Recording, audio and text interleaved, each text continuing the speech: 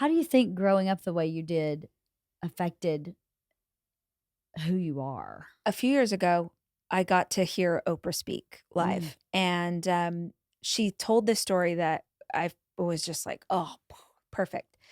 She was talking about being with her mother as her mother was dying, Oh. and it was I don't know if you know much about Oprah's relationship with her mom, but very, very, very hard. And in a lot of ways, and probably most of the ways that we would look at how mother is supposed to show up, her mom did not, and her mom failed her in a lot of ways. But she's with her mother at the end of her life. Her mom's in hospice, and she's talking to her therapist and trying to navigate this woman is about to die. And in a lot of ways, she's not really my mom because Mm. she didn't show up for me how she should have. But do I want her to pass and me not have said, like, how do I even hold space for this? Mhm. And so she spent a ton of time trying to figure out how to truthfully show up in that room with her mom. Mhm.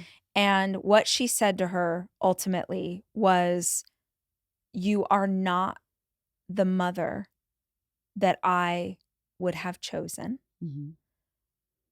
But if you were not the mother you were, I would not be the woman that I am." Mhm.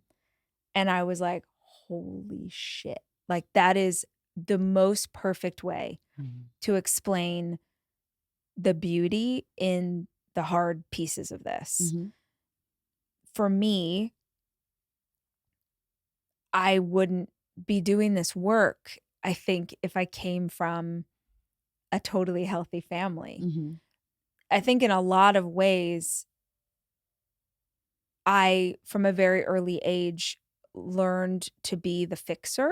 Mhm. I learned, even though I was the youngest child in a lot of ways, I functioned as the oldest, Mm. and I took care of everybody and I made sure everyone was okay. And, "Oop, daddy's getting upset. I'm going to like tell a joke and calm everybody down." And I now understand how unhealthy that was. But as a little kid, you just do what you do to survive.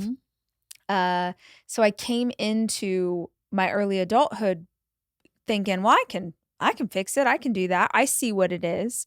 So when I went on my own path for personal development, started reading these books just because I wanted to heal myself, then I would share what I was learning. I would tell girlfriends or I'd write about it on my blog, which is how I got started. Mhm. And it started to resonate with people.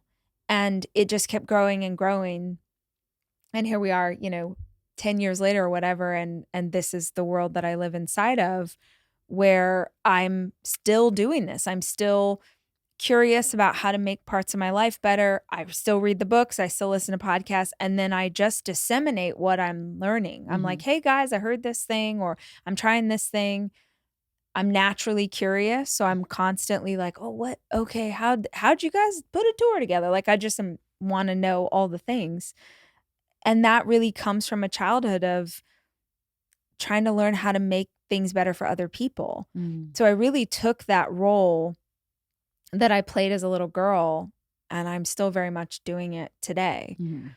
And ironically, my family is the last people who will ever read or listen to anything that I do, but I'm still over here doing this thing. So I would not be who I am if I hadn't gone through what I went through.